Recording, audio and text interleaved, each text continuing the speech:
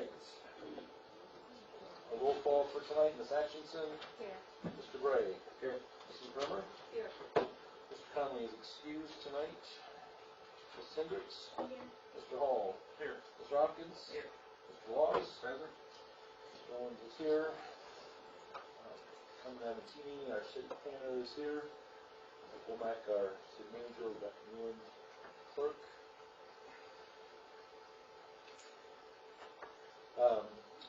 Our last meeting was on January the 10th. You have those draft minutes in your packet. If you have a chance to look at that, entertain a motion to approve those minutes. I'll make that motion. Second. Any discussion or changes spotted on that? All in favor of approving those minutes, aye. Aye. All opposed, no. Motion carried. Thank you. And our agenda for this evening, we have a motion to approve that. I'll make that motion. Second. Anything that anybody sees in that? All in favor of approval, aye. All opposed, no. Motion carried. Thank you. Public comments. Time for our good citizens to be able to address us if you would like to.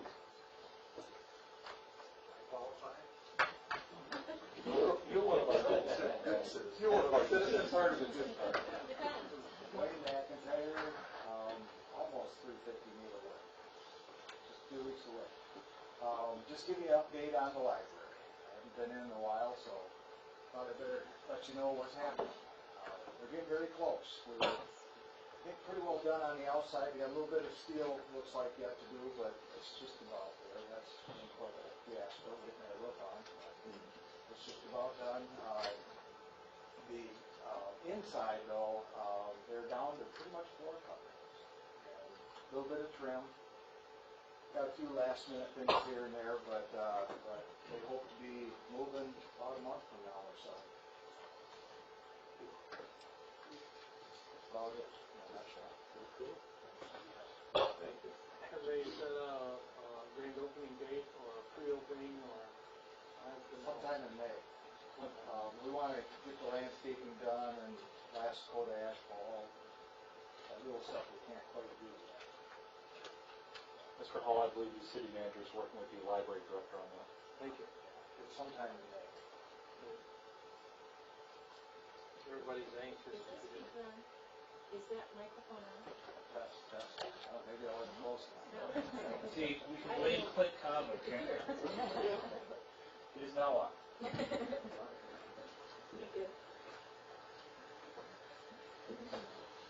Anyone else that Mr. Best any question?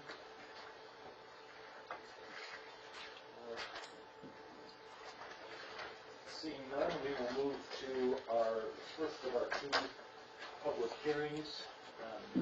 Need a motion to open the public hearing for a zoning amendment to make farmers markets a permitted use in the B2, B3, and MU districts. So moved. Second. All in favor of opening the public hearing? Aye. All opposed? Okay, our public hearing is open. Ms. Alpine, you've got, Yeah, I don't think this is a controversial move.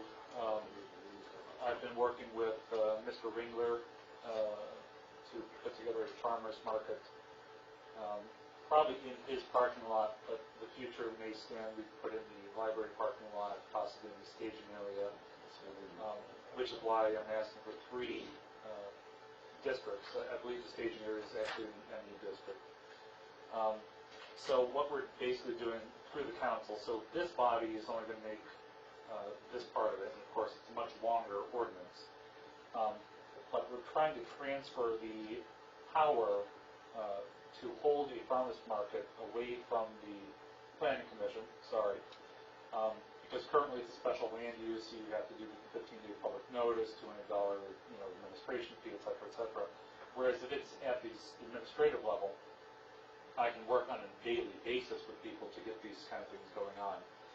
We will eventually elucidate a full set of market rules that would be in place for a farmer's market, so it's not going to become a Wild West show, where there's no rules.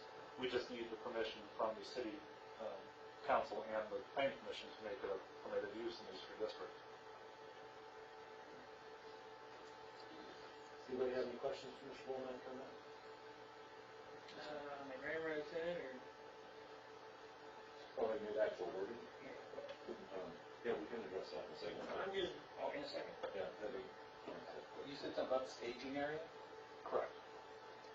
There's a possibility, because we've combined two pieces of land there, so it's a larger piece of land than I think you initially think.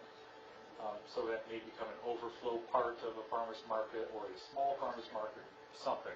I just wanted it to be a possibility, since it's a great place next to the trail that could be utilized. So I just figured it was a good location to have it as a possibility. I think we're in the process of trying to get some of that trail part of that back to us from the trail. So I don't know how that'll mix in.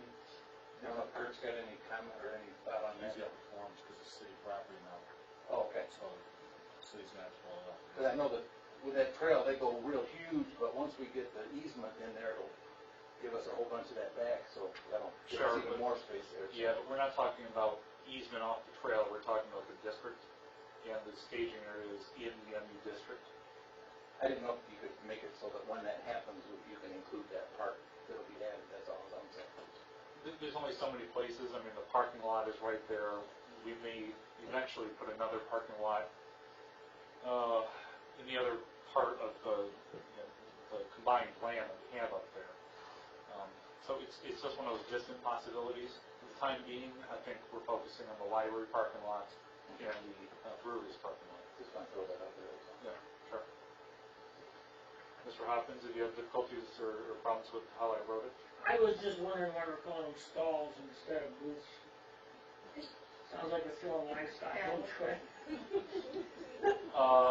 I would imagine that's because when I copied from other farmers markets and other ordinances, that's the word they use.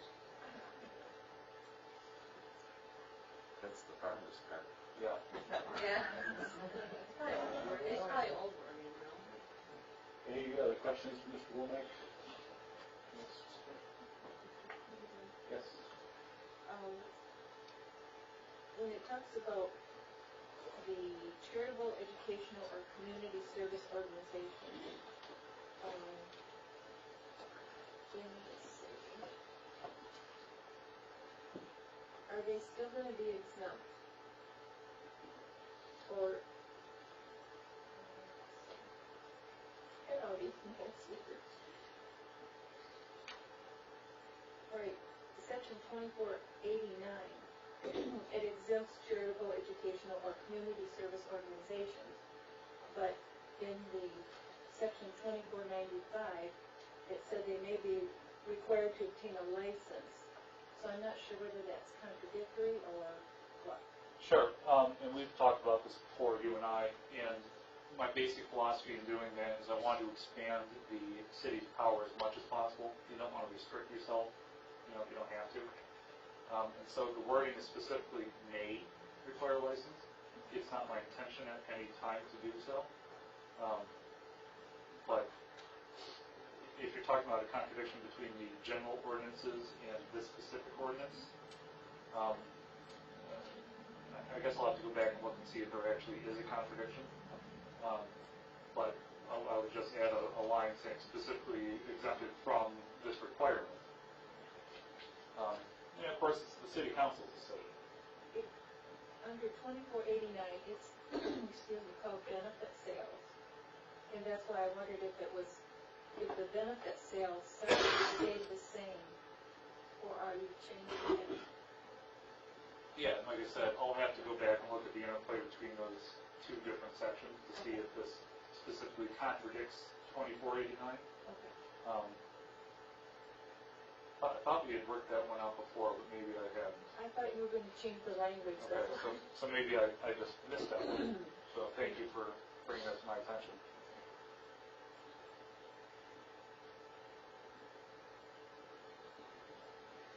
Any other questions for Mr. Womack? On item 24-96C, most of the stuff is from a farmer's market. actually would need a sales tax license for a lot of that, because there's no tax collected on it, unless it's something non-adjustable. And this subpart C specifically says, or any other licenses required by law. If it's not required by the law, then I guess you don't have to obtain it.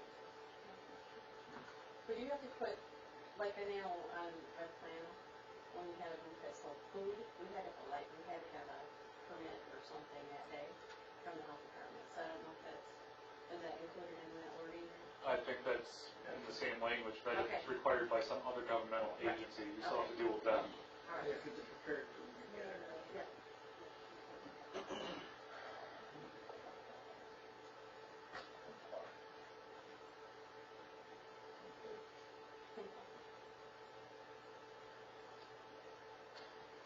All right, any comments from the public on this proposed zoning amendment?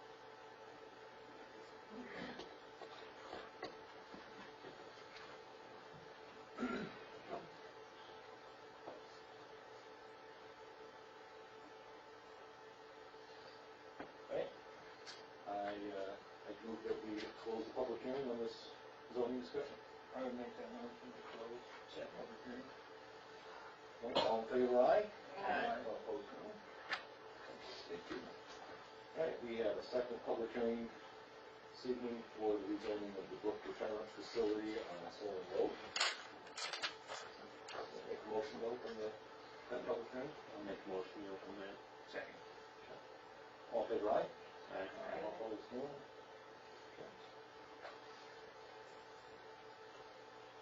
I guess I'll start out. So it's my understanding that the rezoning is to be handled by the city council, not this body, but I've come to you and asked for your recommendation to the city council, because this is more in your, I guess, line of work. So I would ask for this body, in conjunction with the site plan and the other things we have going on with the agenda, to take into consideration what the Brook has proposed, which I believe is an R3 designation, which is multiple family residences, and then make a recommendation to the city council whether you think that's appropriate.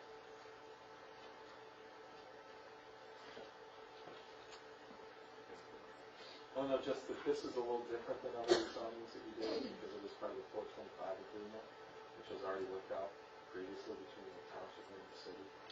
So, kind of a little bit different process, where it's just accepted and you have to find the right category for it. But given the surrounding zoning designations, it seems like the most appropriate, or inappropriate designation for this facility. And the Solon Township is currently zoned as agricultural. Yeah, I think their designation is agricultural residential. Yeah. Well, we would be just changing it to R3, which is multiple family, so to speak. Well, that's the request from the applicant. If you look a little bit deeper, you'll see that you can make it pretty much any residential or commercial designation, and it would still remain a special land use request. So they would still be permitted to move forward, regardless of how you want to, if it's residential or commercial. But their specific request is to make it R3.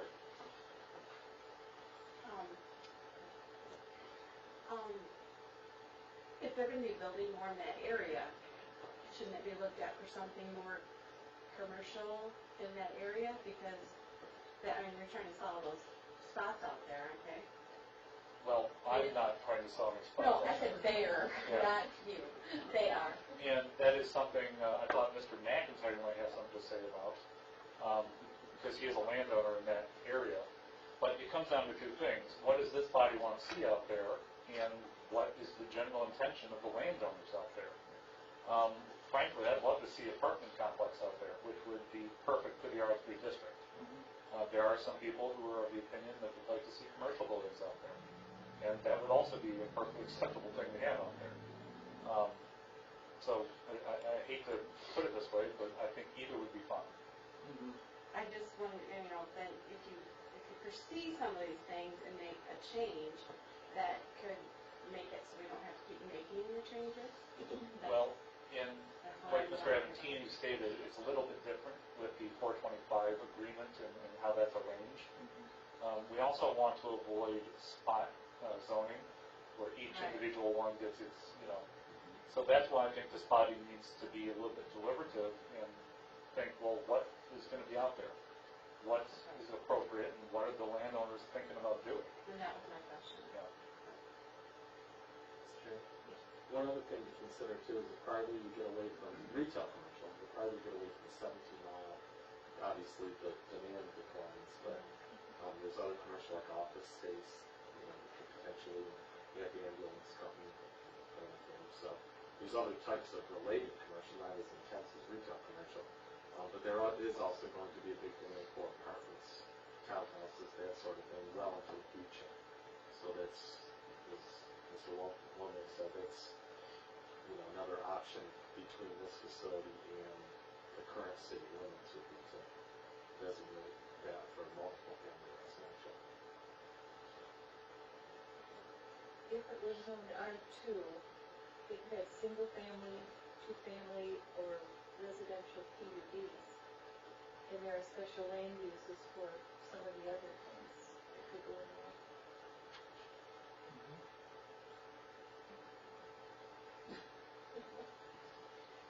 Did Mr. McIntyre give any feedback? Agrees in the audience. Well, yeah. Let me just see if anybody else has any questions for Mr. Aventini or Mr. Womack, and then we'll open up the Do public. you have a recommendation? No, Mr. Chairman, in the past I haven't gotten involved in the rezonings of the 425, primarily because they've been pretty straightforward. This is a little bit different.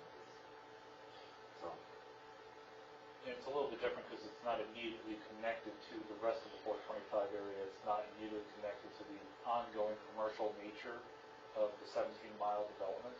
This is further out. This is on a different road. So probably should be something that we need to then use it out of the commercial and into the.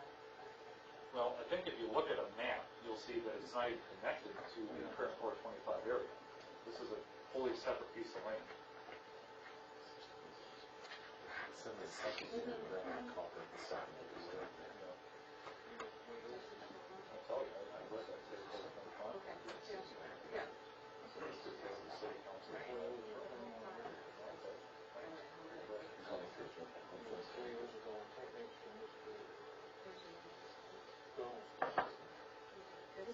Can you tell me what the percentage of rentals are in our city? I don't have that information available to me right now. I'll certainly look into it between now and the city council meeting. It used to be over 60%. Yeah, that's what I thought, was 64, 68. 64 to 68%, that's what I thought. Our master plan talks about, community. And when we have so many apartments that we already have, I guess I would like to see more single family and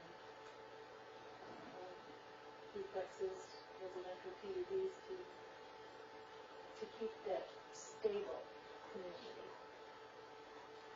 Mr. Chairman. It's kind of funny because that's part of one of the courses I teach at the state for the redevelopment ready program. One of the things that we found is that communities have single-family houses and they have apartments, but there's a big demand for the housing in between, which are the townhouses, garden apartments, flats, and many of them renter occupied, but they're more upscale.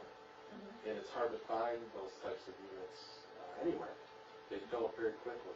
So I think that's in line with what you're mentioning. There is a demand that's going to continue to be a demand for that for a long period of time. And some of them become over-occupied. You get townhouses that are over-occupied, but there's going to continue to be a big demand for that, which falls into the residential PUD that you mentioned. And there are a lot of different things that could go in there under the special land use, too, in that R2 designation. Curious question, I can't remember off the top of my head. Hotel Motel, that falls into commercial, right? this parcel seems to be quite a ways away from our commercial interests or development on White Creek. This is kind of set back in a zone that's just west of Mr. Gomes' property. How many acres are we between that and the school? TTA. A lot. Yeah, there's several acres there. Because isn't that, I mean, because it's farmland, right? Right, all the way around. Right? It's all farmland up there. It's all farm. I drive it every day, and that's what I thought, but just wondering. So, you know, ideally, we already have Prairie Run development going there on the north side, you know, with the development coming up, and they wanted, you know, multifamily apartment units, condos. And this is assisted living, this is a senior citizen. Are they the same? In what sense, in terms of the impact? Oh, no, this is an assisted living complex versus multiple apartments. Would that be the same? The Much reason, lower impact. yeah, much lower impact. This is more of a retirement community like we have on the south end of town. Right. So it wouldn't be the high rises or anything, it's all one level. But it would also be appropriate to have it next to some kind of mixed-use residential, you know, PUD or development of some sort like that. Rather than a large apartment, I guess. Well, you know, if you're gonna have something like that, then you're gonna want it out in this area, I think, as opposed to trying to wedge it into a location like in town. Yeah, that's kind of where I'm at. We're already building out in that area, we kind of keep it out there. You know, let's face it, that's the next thing is open spaces for any development, or subdivision or apartments or whatever. There's a lot of land between CPA and there, where you could have a lot of residential before you get up there and have more commercial. Absolutely.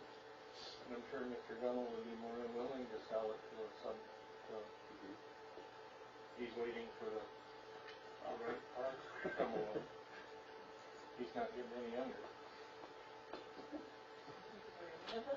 Yeah.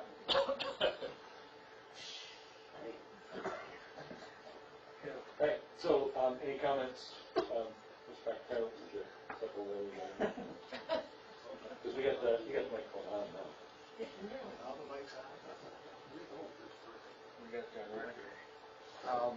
What I see, being former planner and stuff, what we always try to do in good planning is White Creek is gonna be highway commercial, highway business. This is back behind that, so usually behind that, you wanna do a buffer zone, which would be R2, R3 kind of thing, because behind that's single family. So it's very fitting for this particular situation. And that's what we see, you know, even to the south there, at one time to the south, I call it the old Gordon property, but that was all drawn up with, they were like 3-story apartments back in the 80s, 90s, but never evolved, but that was all fitting back then too. So it is a buffer type zone, and that's, I think this fits it perfect. That's where the Taco Bell was. There was a plan, an apartment, multi-family unit to go in there, and ultimately we got Taco Bell. Yep. Well, and one time, there was another assisted living that looked at that, and so I think it's a good spot. I mean, I just, you've got single family across the road, you know, and to the east of it and stuff, so I think it's a good buffer. And that's what I see to the south too. It divides our commercial into multi-family into single. Yep. When you say a good buffer, do you mean the R2 or the R3? Either one. Either one. Either one's a good buffer from my experience doing zoning and planning. Can you put single family in an R2? Yes. Yeah. Would very much. Not always maybe the best idea, but yeah. I can't remember what an R4 is, but where does? R4 is mobile home park. Okay. And not a good buffer. It's- Not a single family.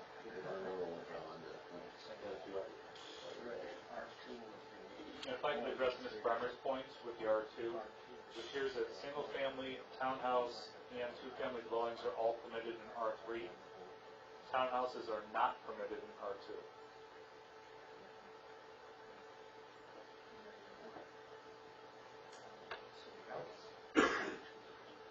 Any other comments? Any questions, people, for Mr. McIntyre?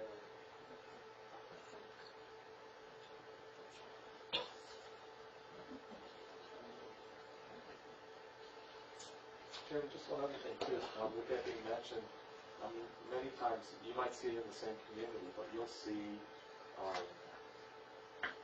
senior housing that isn't assisted with, early retirees or whatever, that, where you'll get townhouses and, lower maintenance type housing units located right next door, so it's, highly possible that the property next door could be R3 on the road for that particular reason. Our retirement home has that side. So yeah, continue to look for it. Okay, we have a motion to close our public hearing on this rezoning issue. So moved. Second. All in favor, aye? Aye. Opposed, no? Okay, close that hearing. All right, so under our new business, let's return our attention to the farmers market, maybe used to be 2B3 MU. What we're going to be deliberating on is making a recommendation to send this to City Council. Mr. Chair, I make a motion to recommend the City Council to amend ordinance section 40-133, table of use, to make a farmer's market permitted use in B2, B3, and MU districts. Any discussion or questions, comments on that? Okay, we have motion support. All in favor, aye? Aye. Opposed, no? Motion carried. Send that on to City Council. Next on our new business, the Brook site plan review. Mr. Benteen, you would address that, please? Thank you, Mr. Chairman. Apologize for the congestion. I sound a little like Rudolph. Christmas show there. Should have a letter dated February 28th, revised final site plan review for the Brook of Cedar Springs Senior Living Center. We've already discussed the whole 425 and the fact that it's going to be zoned under the current zoning ordinance, and it will fit within any one of those zoning districts that we discussed. The building design, one of the special land use criteria that we'll be looking at next month is that the architecture has to blend in with the character of the area, which is basically single-family residential.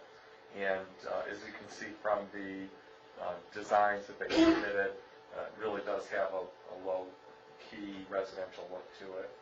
And so we think fits into that criteria.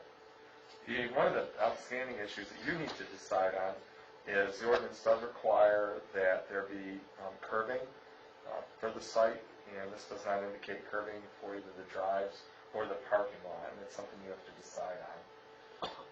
Parking, this is something you'll need some feedback from the applicant on. The way I calculated under the ordinance, of course I don't have employment figures to be able to use in this, but I've calculated that 13 spaces are needed, and they've got approximately 54 spaces, so there's a lot of extra parking, which is why the applicant's going to have to address that, because maybe there's a reason for it. But the one thing that we're recommending is that to eliminate the 12 spaces that are on the outer edge of the parking lot, because if they're not going to be needed, there's no sense in having more parking. Cuts down on the amount of impervious surface and stormwater management that you have to deal with. Under landscaping, I've worked with the applicant on this one. They've met the front greenbelt requirements in our opinion, and that is because it's a very big area, and in the front, their front yard is very big. They also got a lot of topography on the site, and they really put the landscaping in about the only place you can put it, which is up towards the road frontage, because get past that, you're dealing with drainage swales. Parking lot landscaping, they might be in compliance. There are specific requirements in the ordinance. If they don't keep those 12 parking spaces, though, there's no need for additional landscaping beyond what they've shown. If they do keep those, and there's a need for them, then I think the shrubs should be added right adjacent to those, on the north side of those 12 parking spaces, to provide a little bit of screening there. The other thing I've recommended to the applicant they're aware of and they're looking at is also they should consider using wild grasses throughout the site and wetland plantings in the detention basin. And the reason is there's a lot less maintenance for them because it's a really big site and they've got a lot of steep grades in the site too. So the less maintenance they have, the better off they'll be. Comment on detention basin fencing. They'll let us know if they need that. If it is, we want it to be black vinyl coated chain link. They have provided dumpster enclosure detail. The ordinance does require, though, that the concrete base be extended out 6 feet beyond the receptacle pad, and they have to use decorative masonry block for the exterior of the dumpster, and it will be fairly visible. Lighting plan, we just want to see manufacturer's specification sheets for the light fixtures, and then the typical comment, which is they have to meet all other department and agency approvals. So with that, we are recommending the revised final site plan for the Brooks Senior Living Facility. We're recommending it be approved, conditioned upon the following. Number 1, rezoning of the site under the 425 agreement with Solon Township. Number 2, special land use approval, which will be on next month's agenda. Number 3, administrative approval of detention basin fencing, if it's needed. Number 4, the landscaping items identified under comment number 6 above, and we could do that administratively. Excuse me, I'm sorry, Carmen. Those numbers are wrong. That should be number 4. 1, 2. If you look at your notes, it's number 4, and then... Oh, I see. The landscaping should be... And then number 5 should be number 6. Okay, thank you for pointing that out. Okay, so that should be number 4 for that one. And the other one should be number 6. Thank you. I changed the order of them around afterwards and didn't change the recommendation. Thank you for pointing that out. Appreciate it. The dumpster enclosure, number 5, dumpster enclosure be revised per the discussion under item number 6 above. Number 6, submission of manufacturer specification sheets for all light fixtures for administrative review and approval. And 7, review and approval from other applicable departments, consultants, and agencies. And if you have any questions about that. Just for clarification, what's the address of this site? I had 4170 Solon Street Northeast.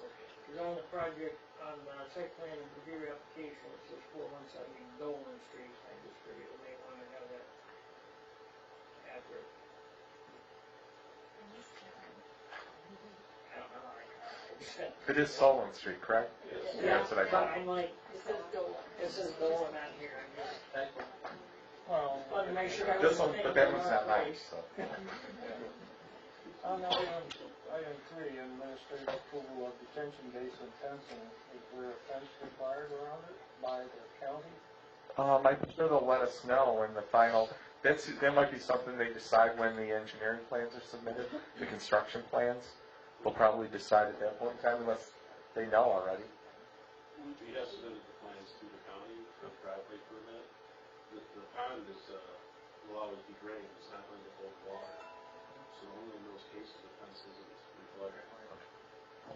That's what I was curious, if it was gonna be a detention no water, then the fence is required, but if it's a swale ditch, no water, so. Yeah, and sometimes, and the engineer, city engineer will deal with that, but sometimes it's also the grade, how steep the grade is. So when it is full, you know, I'm sure he'll be looking at that. Any other questions, Mr. King?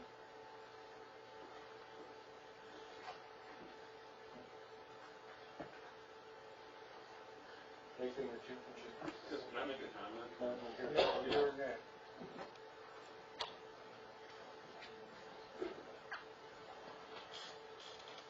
I'm Bill Frazier, we're the engineering firm that designed the site. And comment to the 12 additional parking spaces that we show. On past sites, that's been a future parking space if they deemed they needed it. They determined on this one just to go ahead and put it in now instead of coming back and constructing it.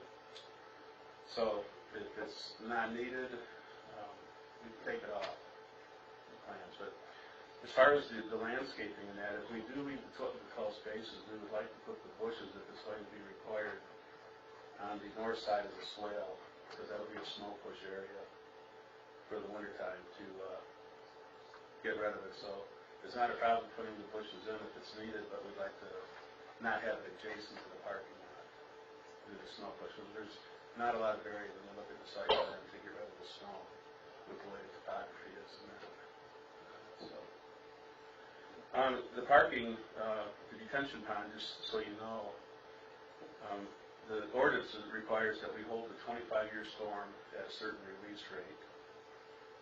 We have 4.8 acres of offside water that drains onto our site, and this pond not only holds the offside water, but it also holds the 100-year storms at release rates that are required. So it's a big improvement over the drainage that's out there right now as far as how much runoff is going on through the ditches and swales that are there. So I just wanted you to be aware of that. I've seen that very large retention basin, and I see it connected to the cross drain Yes. on Solon. I thought, okay, that explains it. And normally we would route around it, but when you look at the site plan, there's no room to put storm sewer or anything around it. So the pond is sized to handle the offsite, plus the 100-year onsite, not just the 25-year. It is a free draining detention pond, and we did appreciate Mr. Vadi's recommendation for the wetland grasses and also the non-mowable grasses. That will be changed, or actually we've already changed that on our landscape plan. And up around the building, of course, we'll have the normal grass for maintenance. So as far as the curbing that goes, we did that purposely just because of the drainage. If we put curbs in, we can't get it to free drain to the swales just due to the site constraints when you look at the topography and how we had to get it to drain. So if there's any questions, I'd be happy to answer. I do have one comment while you're standing up there. I want to address the attention of the Planning Commission to the letter from our city engineer, page 39 of the packet. And just want to indicate that this is dated March 6th, which is yesterday. As you guys know, I like to give you information as soon as I get it. And my normal cutoff date is 7 days prior. So I'm not sure with 1 day that you guys were able to properly and fully digest that letter from the city engineer. I just want to make sure that you're aware that these, I guess we'll say negotiations, were going on right up until yesterday. Although they do, in their letter, give conditional approval. Yeah, their last condition was that the forebay and the detention pond be connected with a 3-inch drain pipe in the sock. And we sent that to them this afternoon. So that's already been taken care of on the plans, and we have it set here for you if you need to see the plans and finished. Thank you.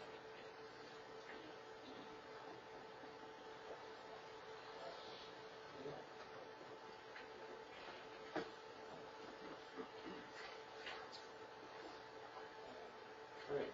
So,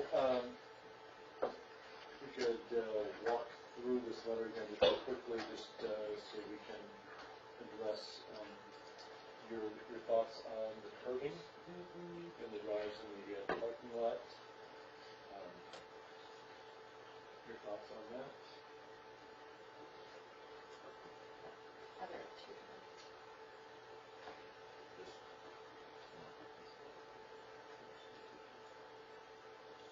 You can click down and that's small.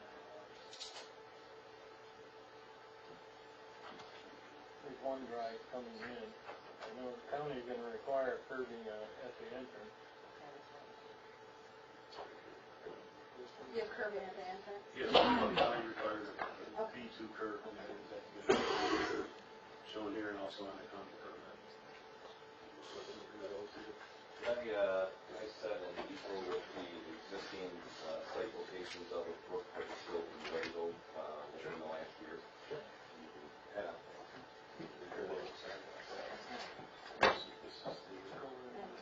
And you got curves.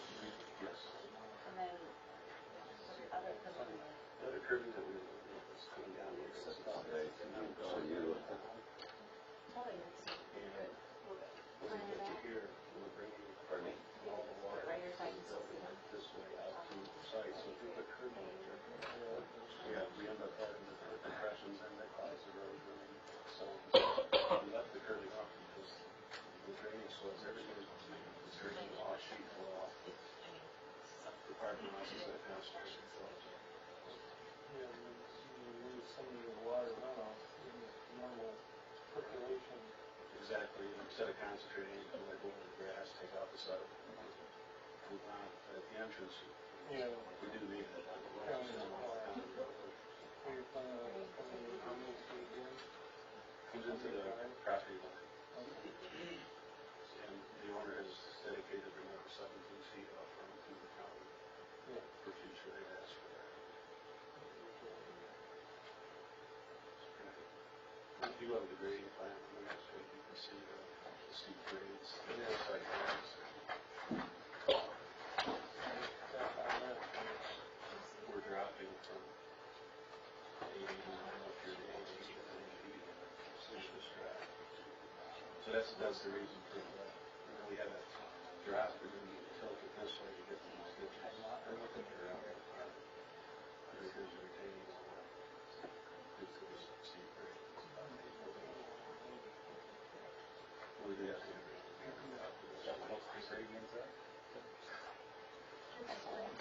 Right road. Yes. Yeah. It's interesting that it's your time. This is the whole thing that I'm trying to recollect. Yeah. The driveway, so I don't know. One they're talking about is restructuring. On gas tractors, they do put these in there. So what I was asking is if we do have to landscape, that would come in here on this side, or give permission to take one out in that would have been put here, put it in the back here around the pond. The owner doesn't have a problem with either, it's just that we'd like, there's no room to push snow here. So, and down here, we can help with water. yes, the bushes in the back, yeah, put the shrubbery in the back. Well, I think the whole idea is Or to you block said the that parking. Yeah, they want it, Right, yeah, so so it front. be out front. Yeah, the problem we have with that is people up here in this road are 10 foot higher. So we have a screen here, but no matter what we put in there, they're gonna see that. So that was the screen is up in the front. There's a landscape. There's a landscape. Oh, There's okay. existing shrubbery there. Oh, Then okay. we come in with this. These shrubs, these trees, these design. So again, any bushes we need to put in there, we'd like to either put on this side of the soil or scattered throughout the back. Now up across on the building, we got a detail of more landscaping of the building. So it's not really well landscaped.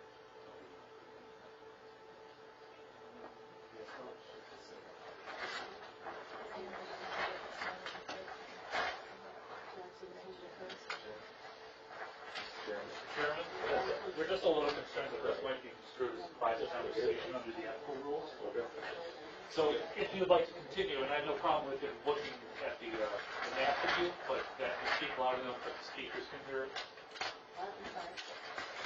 Yeah, that's what exactly like speak up loud. Anybody else need to see these plans?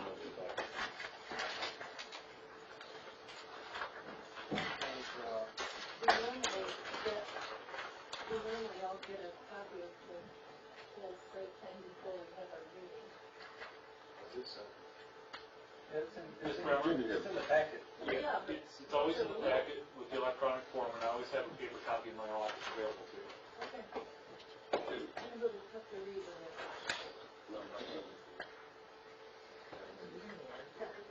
I can leave this in our set here if you need to get more. You said you had one in the office. Okay. On question on your print of your contours, where the drain crosses, what is the vegetation set up there in that? Where the 48-inch culvert crosses. Yes. It shows, I didn't see anything on your vegetation plan, or on the legend of what that was.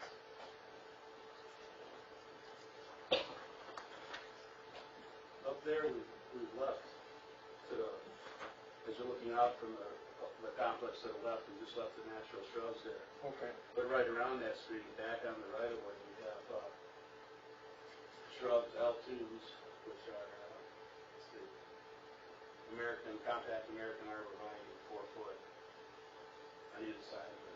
In the swale? Yes. This right here.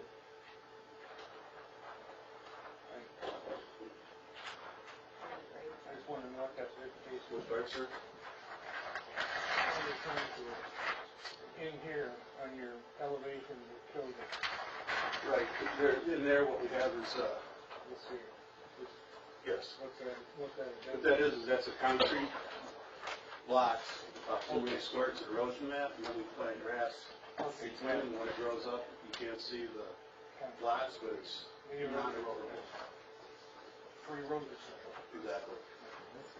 That's how I seen that in there, and I couldn't find it on the ledge of what it was. Makes sense. Yeah, we had that actually on the site plan here, if you need to see it, I have it here for you. Looking over to the left, there's a explanation there. That's net erosion control. All the way over on the west side.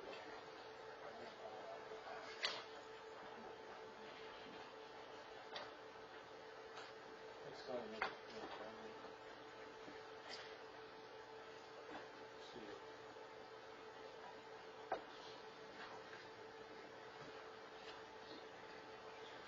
Right, so, on the recommendation that Mr. Amatini gave us, let me just address, number 2 on the special land use approval.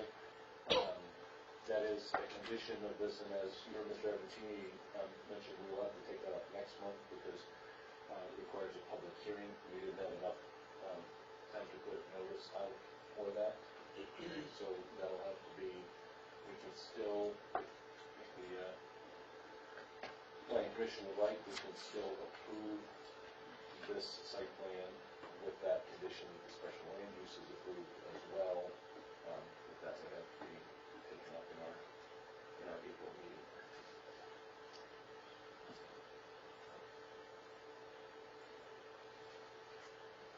Okay, and then we need to look at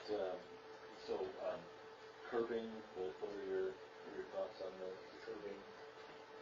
Are you okay with not having the curbing? Did you understand the rationale why they didn't do that longer? And so, everybody good with that as part of that? And then on number 4 on our list, the landscaping, which is number 4, back in Mr. Amatini's letter about the landscape. The applicant would like to keep those 12 spaces there, and so we have to give a recommendation of where we would like that those plantings to go.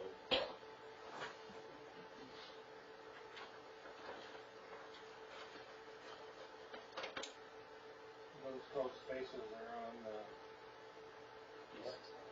east side of the drive. One bump out. So applicant would like to put either up here on the north side of the swell or intersperse it down here by the detention pond. It's already screening up toward the road. Right. We already have screening up down the road, the shrubs that are there, and then the trees that they're going to plant as well. Yes, ma'am. Can I ask you one question? Yes.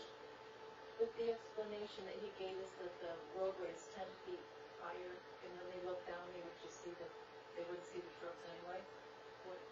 What do you think? Yeah, that's a reasonable explanation. And they do need somewhere to put the snow. The topography out here is pretty steep. There's a lot of grading that's going on.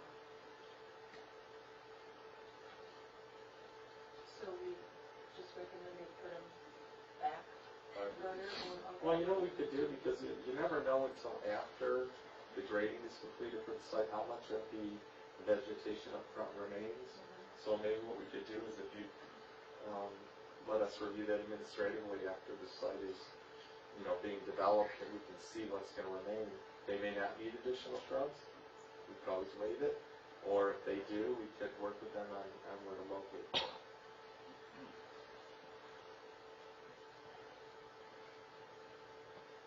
I do have a presentation that does show some of our shrubbery and landscaping around the building. I don't know if you would like to see that. I think on our existing projects. I think we got it pretty good. Okay. Hey, Mr. Chairman? Yes. It's a parking lot landscaping requirement. And it is what it is. So they may not need the landscaping. It might look fine without it. But like I said, sometimes even with the best intentions, because of utilities and other things, you end up losing some of the natural vegetation up front that you didn't plan on. It'd be a good place to put the landscaping. But why decide it now when we could just do it later in the field? Mr. Chairman? So is it, What does the applicant prefer? If there wasn't that zoning requirement for all this other stuff, what is your preference as far as those parking lot spots? If there wasn't the requirement there, for the shrubbery and all that. We'd like to leave it open between the parking lot and the ditch for the snow push. And our preference would be to put it on the other side. And normally we would do this without any problems on the site or whatever, but just due to the grades out here, you're just not going to see it, or it's not going to have the impact of screening the parking lot like the ordinance is wanting it to do. It's not that they're trying to save money or not do it, it's just if we want to put this landscaping in, let's put it somewhere else where it's going to look good for the residents or for the people passing by. And leave that area open for the snow push and the drainage. So that would be the only preference. Here, we also may note that the drainage is very heavy. If you put fresh shrubs in, they're going to just wash out anyway and die. It'll be wasted. I've seen what happened at the church parking lot when they made them put in bushes, they just, the snow was on them, they weren't having any bushes there anymore. So it'd be wasted expense to them, but it did nothing to the environment. So is that verbiage still okay? Just leave it in there like it is for number 4? And then you would. I would say so, and then we'll just work with the applicant. Okay. Administratively, we'll see what happens. If there's, if some of the existing vegetation is wiped out, that might be a good place to put it along the frontage, which they've already indicated would be acceptable. But if all that vegetation stays, they might not need additional, plantings. Maybe better just to leave it as it is.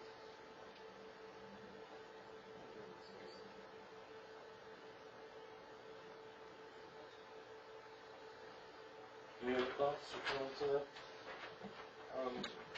Plowing snow for many years, the shrubs on the edge of the parking, they're just going to get destroyed.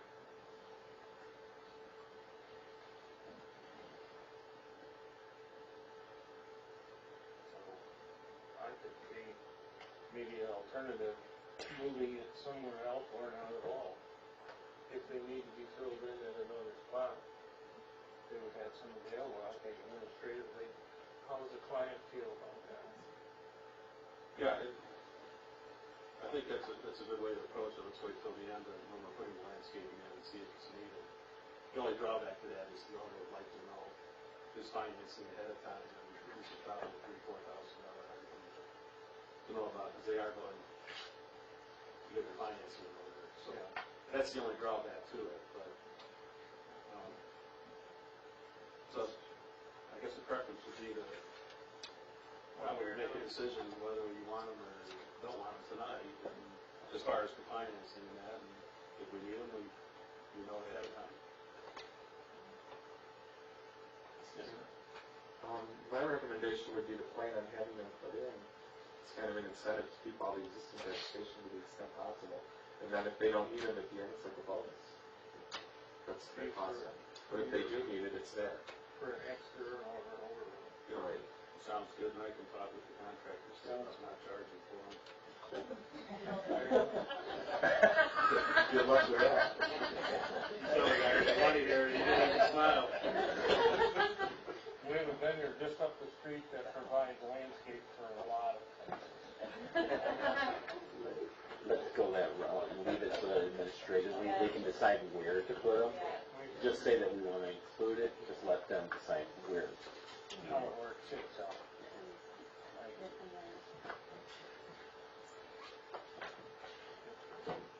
All right, so let me just state it this way. I will make the motion that we approve this final site plan for the Brook conditioned on the rezoning approval on that site, the special land use approval, if needed, the administrative approval of the detention basin fencing, and also the administrative approval of landscaping items that have been identified as being required. The dumpster enclosure to be revised per number 6 on 17's letter. The submission of the specification sheet for light fixtures, and the review and approval from other departments, consultants, agencies. Any further discussion on that? All in favor, aye? Aye. Opposed, no.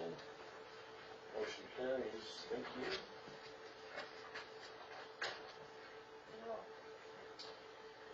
There's a good supplier up north of town if you need them. There's a lot of people buy their stuff for all across King County. Just for your, you don't have to ship them so far. Advertise. Not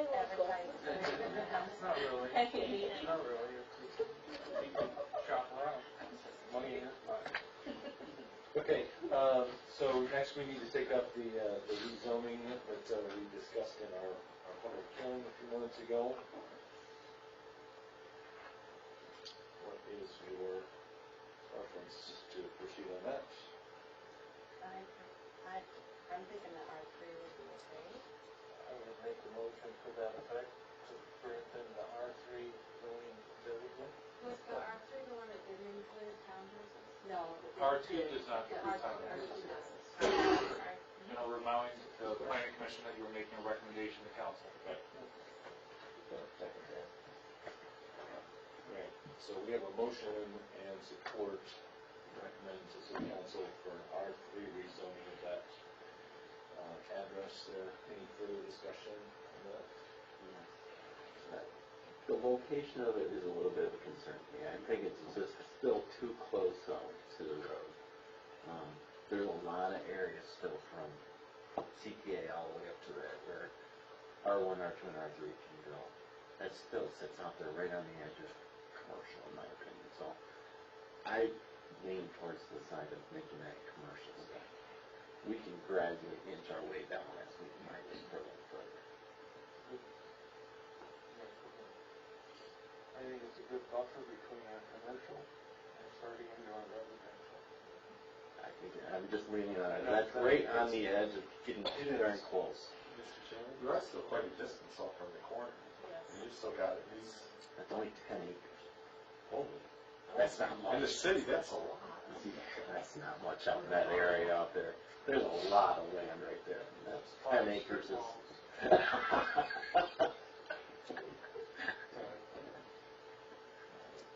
Well, Mr. Chairman, that's a good question. Do you really want commercial going down Sullivan?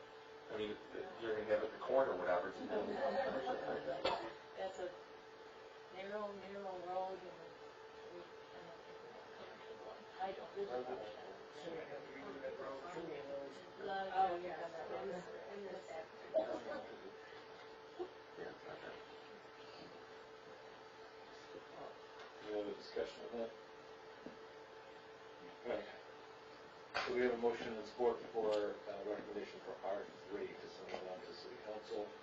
All in favor of that, aye? Aye. All opposed, no? Okay, motion carries. Send that on to city council. All right, so I guess I kind of jumped ahead maybe a little bit there. We already really discussed item D under our new business that as we approve that